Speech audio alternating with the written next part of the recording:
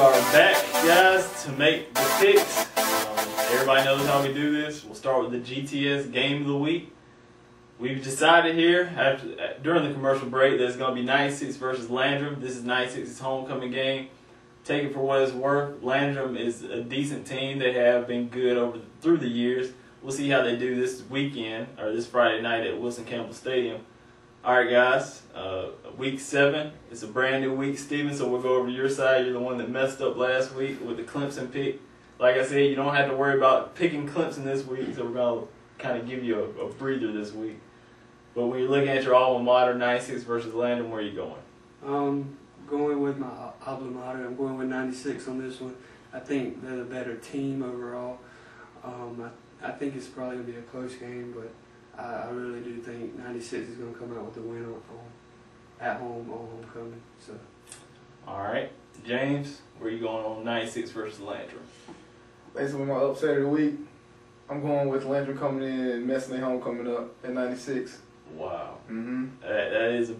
That's a big upset right there. James will go Landrum in this game. I'll take 96 in this game. It's kind of like Greenwood's game. The only surprise here is going to be who the homecoming queen is, when the homecoming dance is going to start, and what the band's going to be wearing, what song they're going to be playing. 96 by 3 touchdowns.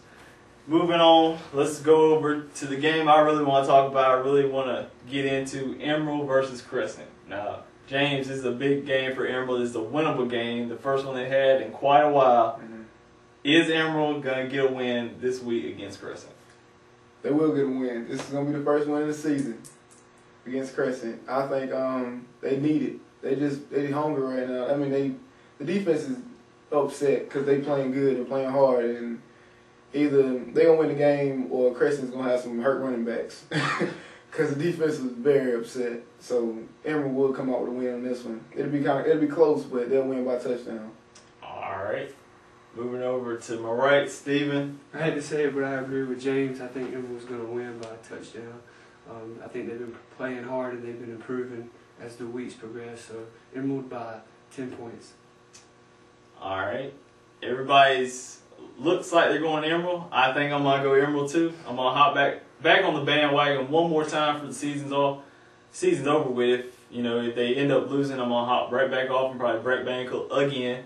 So hopefully Emerald will come out with a victory this weekend. I'm going to say the Vikings by 3. The Stars are going to be out for homecoming. Some of the old Vikings coming back. Frank Hill's going to be there. The stadium's named after him, so they got to show some heart here. They got to show some pride on homecoming.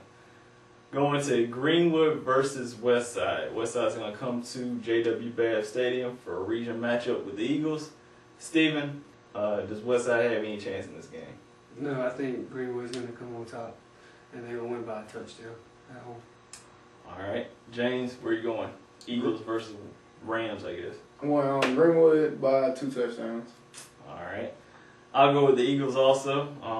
Westside, they had a game last week where they only rushed for 37 yards, threw for over maybe 300 yards. But that's still not going to get it done versus the Eagles. If you become one-dimensional on offense with the Eagles, they're really going to shut you down. The offense is coming along pretty good now with Rand Etheridge back in the backfield. DJ Goodman starting to play very well.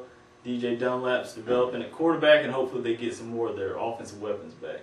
I'll go Greenwood by 3 touchdowns over Westside. All right, let's keep moving on. Ware Shoals is going to have a homecoming game versus Dixie. The Hornets, I believe, are winless on the season. I don't think they won a game on the season. If they have, don't quote me on that, Dixie fans. I'm sorry about that, but you guys, haven't won that many games this year. Anyway, it's the honest truth. Anyway, moving over to my left, James, Ware Shoals versus Dixie. Where's it going? I think I'm gonna go with Ware Shoals.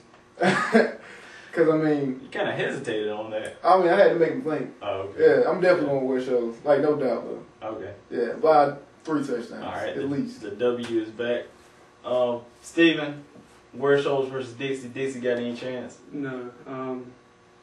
I think they're going to score maybe a touchdown or 2, but I think they have a good quarterback or a decent quarterback. Dixie does, but I think Ware Shoals is going to be too much with the running game, and they're going to come out with a 2 touchdown win.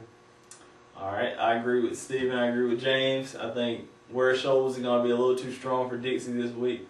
Hornets are having some difficulties with injuries right now, but they're going to get over that. So, where Shoals by 4 touchdowns over Dixie. Calvin Falls, I think they're going to put a good showing on for homecoming. Really, these homecoming matchups, though, there's really no doubt who's going to win. Speaking of another homecoming matchup that I'm sure is already decided before it even starts, Abbeville is going to take on Walhalla. Steven, any chance Walhalla gets a win against Abbeville? Not if the Panthers play up to their level like they've been playing. I think the Panthers just have too many weapons on offense. All the guys, on offense, Batson, Head, Elmore, Enright have all been key guys that played big in games, and they all any one of them can step up at any time. So I say the Panthers win 42-21 over Walhalla. All right, James. Walhalla is going to Abbeville for a homecoming game. I feel sorry for him. Walhalla is gonna have a long night. Yeah, you probably ain't the only one. And Abbeville's gonna come out with the W. The game is gonna be won after the first quarter. I agree. Walhalla at 5-1, but really haven't played anybody. But they're about to play somebody Friday night. So 5 touchdown win for the Panthers. All right. Going over to the college side, Steven, no Clemson this week. Sorry about that, buddy. South Carolina's going to take on Kentucky. Kentucky's going to come to William Bryce Stadium. James, where are you going? I'm going with Kentucky. Another upset. Kentucky for the win. This must be the week of upsets. All right. That's what I do. South Carolina is number 24 in the nation right now. Mm-hmm. Steven, professional opinion here. Yeah. You don't have to go with James on this one. I just let you know that. I'm gonna go with USC. I think it's a home game, right, for USC. Mm-hmm. These games are sometimes really tough to decide who's gonna win. Sometimes you can never really tell, but despite your rank or whatever. But I do see USC coming out with the win. I think they're on a roll, and so they'll win by a touchdown or more, maybe by 10 points at the most. All right, I'll go Gamecocks in this one. The Gamecocks. This, like you said, this is a trap game right here because after Kentucky, they got Alabama next week. Mm-hmm. So, this is the definition of a trap game. In Kentucky, any team in the SEC is always going to play you tough. Mm-hmm. So, this is another SEC contest for the Gamecocks. And they did play South Carolina State last week, so obviously that's not going to be the type of competition that Kentucky brings. But I am going to take the Gamecocks to win. They're going to pull away in the fourth quarter, hopefully. I'm going to go by a 14-point margin. I think they'll get them by 2 touchdowns.